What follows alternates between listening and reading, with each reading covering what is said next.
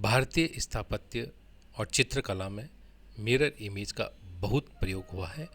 आप अजंता एलोरा की गुफाओं में जब देखेंगे तो वहाँ पर स्थापत्य के साथ साथ जितने भी भित्ति चित्र बने हैं उनमें भी मिरर इमेज का बहुत प्रयोग हुआ है।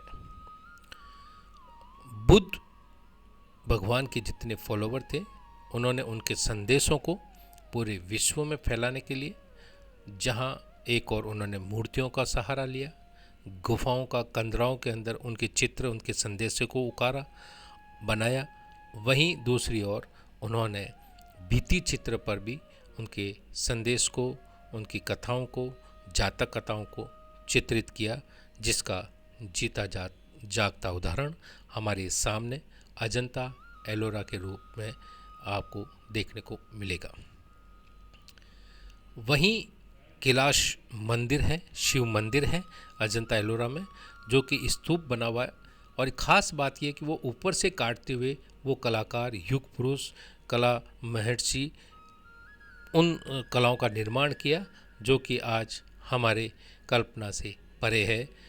हजारों साल पहले किस तरह से उन्होंने ऊपर से मेज़रमेंट करते हुए नीचे आए और उन्होंने इतने बड़े बड़े स्तूप बनाए। राजस्थान के अंदर स्थापत्य कला के अंदर मिरर इमेज का भी बहुत सा प्रयोग हुआ है। जयपुर के संस्थापक महाराजा सवाई जय सिंह जी ने बहुत से निर्माण कराए और एक पिंक सिटी जो कि पूरे विश्व में प्रसिद्ध है अपनी वास्तुकला के लिए, स्थापत्य कला के लिए और अपनी विशेष रचनाओं, जंतर मंतर, हवा महल, आमेर, न जाने क्या क्या जयपुर के महाराजाओं ने इस दुनिया को दिया। सवाई जय सिंह जी का व्यक्तित्व और उनके कृतित्व को आज पूरी दुनिया नमन करती है। उन्होंने ऑब्जर्वेटरी बनाई जो कि जयपुर में, दिल्ली में, मथुरा में, वाराणसी में, इस तरह के 5 उन्होंने ऑब्जर्वेटरी बनाई और उनका सबसे अनुपम विश्व को जो एक देन कह सकते हैं वो है जयपुर गुलाबी नगर, जिसे कि उन्होंने 5 वर्ष से भी कम समय में बनाया। इनके बाद में जो भी राजा आए उन्होंने अपना योगदान दिया, चाहे वो ईश्वरी सिंह जी हों, उन्हें ईश्वर लाट बनाया, माधो सिंह, सवाई माधो सिंह जी जिन्हें सवाई माधोपुर बसाया, और उस तरह से जो राजा बनाए उन्होंने अलग अलग भवनों का निर्माण भी कराया। जयपुर अपनी वास्तुकला के लिए विश्व प्रसिद्ध है। वहीं वैदिक वास्तु का प्रयोग भी यहाँ बहुत से स्थानों पर किया गया है। उनमें से एक है सर्वतोभद्र जो कि आप देख रहे हैं। यहाँ पर सर्वतोभद्र उसे कहते हैं जहाँ 9 ग्रह एक साथ विराजमान होते हैं, उसको सर्वतोभद्र कहते हैं, जो कि ये सिटी पैलेस का मुख्य स्थान है जहाँ कभी दरबार लगा करता था। और हम आज भी वहाँ पर पारंपरिक चित्रकला का हर वर्ष में एक बार कैंप लगाते हैं जहाँ लोग अपनी कलाओं को निखारते हैं। मुझे सिटी पैलेस में जितने भी भवन बने हैं, जितने भी गेट बने हैं, उनसे सबसे ज़्यादा ये गणेश पे जो रिद्धि सिद्धि पॉल है, गेट है, इसने बहुत प्रभावित किया। और जयपुर शैली की जितनी भी पेंटिंग्स बनी उनमें इनका बहुत प्रयोग हुआ, जो कि हम आने वाले समय में आपको बताएंगे। यहाँ मिरर इमेज का बहुत अच्छा उदाहरण आपको देखने को मिल रहा है।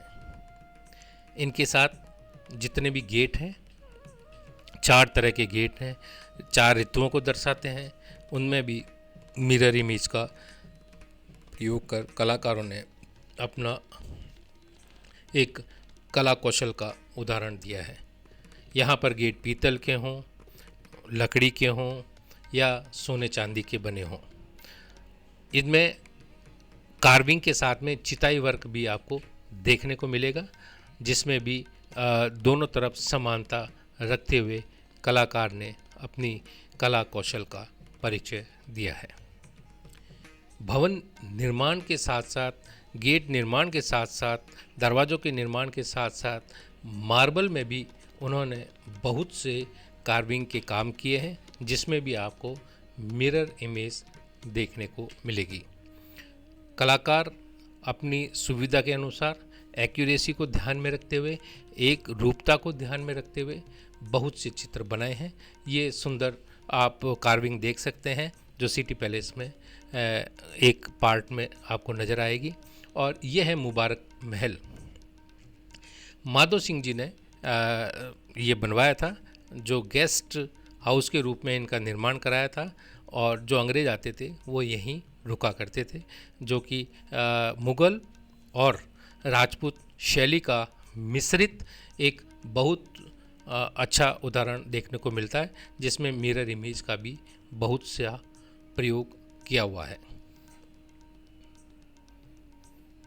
यहाँ हम एक बात और बताते हैं कि ये जो दृश्य आप देख रहे हैं, इसमें उस समय के जो वास्तुशिल्पी थे या स्थापत्य कला से थे या चित्रकार थे, उन्होंने अप्रतिम उदाहरण दिया है। ये चित्र आप जो देख रहे हैं, आपने अभी रिद्धि सिद्धि पॉल देखी थी, उनका ड्राइंग मैंने किया है, जिसमें महाराजा विराजे हुए हैं और उसके बैकग्राउंड में मैंने ये बिल्डिंग बनाई है। ये रफ ड्राइंग है जिसको हम खाका बोलते हैं। पहले मैंने मेज़रमेंट लिया, मेज़रमेंट लेने के बाद में एक तरफ से बिल्डिंग बनाई, और ये अलग अलग तरह की जो जयपुर की बिल्डिंग्स हैं उनका मैंने ड्राइंग किया है पेन के द्वारा। जयपुर में भी मैंने ये मिरर इमेज पर एक वर्कशॉप लिया था। महल के साथ साथ जितने भी मंदिर थे, मंदिरों में भी इस मिरर इमेज का प्रयोग हुआ है। आमेर की शिला माता देवी के जो मंदिर के अंदर जो मार्बल का वर्क है, बहुत सुंदर वर्क वहाँ है। और इसके साथ आप गलता जाएंगे जयपुर में, वहाँ भी मिरर इमेज का बहुत अच्छा प्रयोग हुआ है। वहाँ की हेरिटेज बिल्डिंग है जो आज भी पर्यटकों को लुभाती है और विश्व में अपना एक विशेष स्थान रखती है। वहाँ भित्ति चित्र बने हुए हैं और आज भी बहुत से चित्र आप जाकर देखेंगे तो आप उनसे मोहित हुए बिना नहीं रह सकेंगे।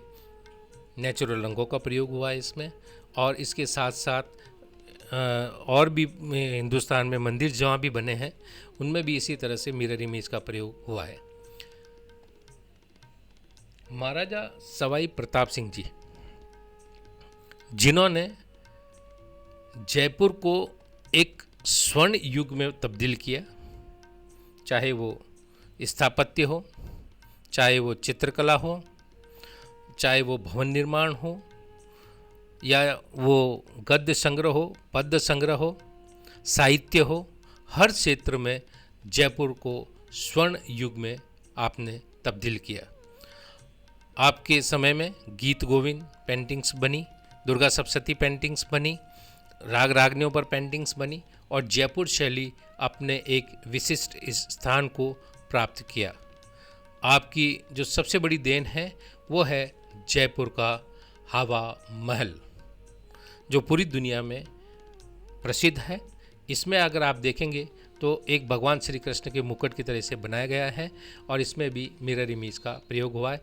ये आपके सामने जो पेंटिंग है, ये बैकुंठ की पेंटिंग है, प्रताप सिंह जी के समय की पेंटिंग है। इसमें ब्रह्मा विष्णु महेश बैठे हुए हैं और जयपुर शैली का चित्रण इसमें ज़बरदस्त किया हुआ है। आप इसमें बिल्डिंग वर्क देखेंगे, ज़बरदस्त बिल्डिंग वर्क किया हुआ है, जो कि हमारे फोटोग्राफ और पेंटिंग्स गैलरी में आज भी ये पेंटिंग डिस्प्ले है। आप जब भी जयपुर आएँ, या अगर आप जयपुर में हैं तो आप सिटी पैलेस में इस पेंटिंग को देख सकते हैं। आप इसमें देखेंगे कि हमने जो गेट देखा था सर्वतोभद्र के पास में, जिस गेट की मैंने आपको तारीफ़ की थी, वही गेट का प्रयोग चित्रकार ने यहाँ भी किया है। बहुत सुंदर चित्रण है। और इसमें जो सोने का प्रयोग हुआ है वो गोल्ड इंक, यानी हम जिसे बोलते हैं हिलकारी, उसका यहाँ इसमें प्रयोग हुआ है। और आप देखेंगे कि कुछ बिल्डिंग्स कंप्लीट है और कुछ पार्ट इसके अधूरे रह गए हैं। तो मुझे लगता है कि ये पेंटिंग बनते बनते सालों लगे होंगे, और एक नहीं, क्योंकि जयपुर में जो चित्र बनते थे वो सूरत खाने में बनते थे। सूरत खाना मतलब चित्र वहाँ निर्माण होते थे, और वहाँ उस्तादों की परंपराएं थी। उस्ताद ड्राइंग किया करते थे, और एक्सपर्ट, कोई बॉर्डर बना रहा है, कोई बिल्डिंग बना रहा है, कोई फिगर बना रहा है, कोई फेस बना रहा है, इस तरह से काम बटे हुए थे। तो आप देखेंगे इसमें जितना भी काम है वो एक्सपर्ट का हर फील्ड में काम किया हुआ है। लास्ट में जब आप देखेंगे अब बिल्डिंग बन रही है और ये हिस्सा बिल्कुल अधूरा सा है जो फ्रंट में है, तो इसको इसी रूप में डिस्प्ले किया हुआ है, जो कि एक श्रेष्ठ उदाहरण है। तो ये जो आप गेट देख रहे हैं, इसी का मैं उदाहरण दूंगा आपको, और इसी को ध्यान में रखते हुए मैंने एक पेंटिंग बनाई है और वो मैं आपको दिखाऊंगा। उसमें इसका किस तरह से प्रयोग किया है वो भी मैं आपको दिखाऊंगा।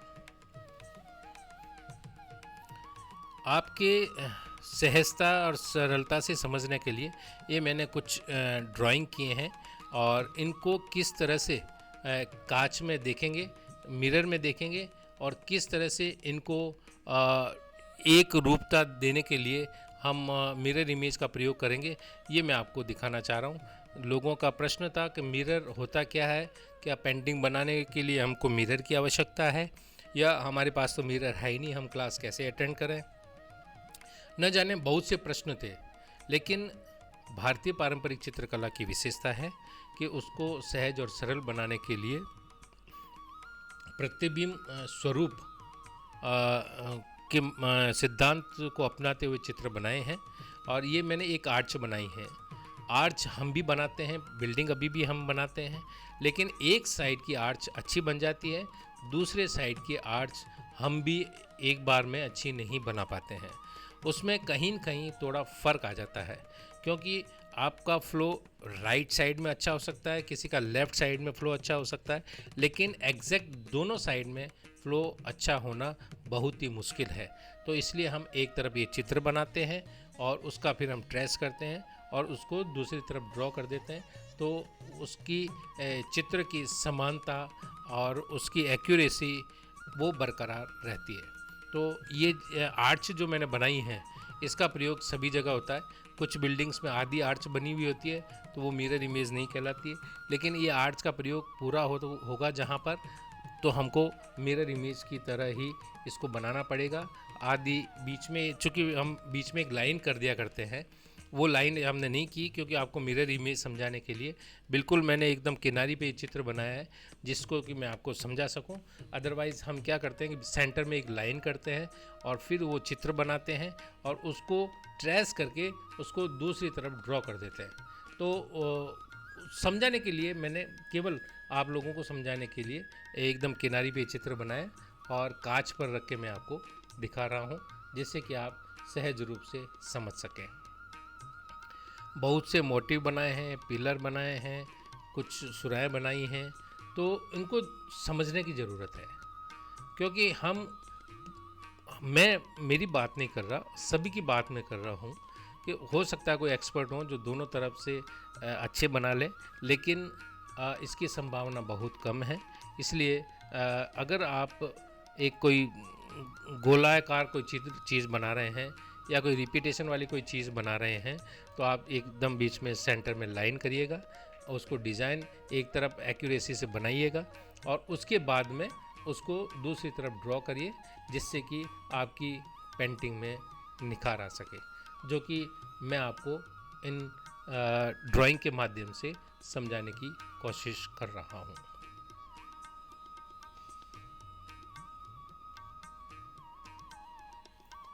मैंने भी कुछ चित्र बनाने की कोशिश की थी। मैंने सोचा था शायद टेढ़ा मेढ़ा बनेगा, एक ड्राइंग भी किया था मैंने, लेकिन वो थोड़ा सा सुधारने के बाद सही हो गया था। तो ये मिरर इमेज आप ध्यान में रखिए और इसके नियम को पालन करें। धन्यवाद।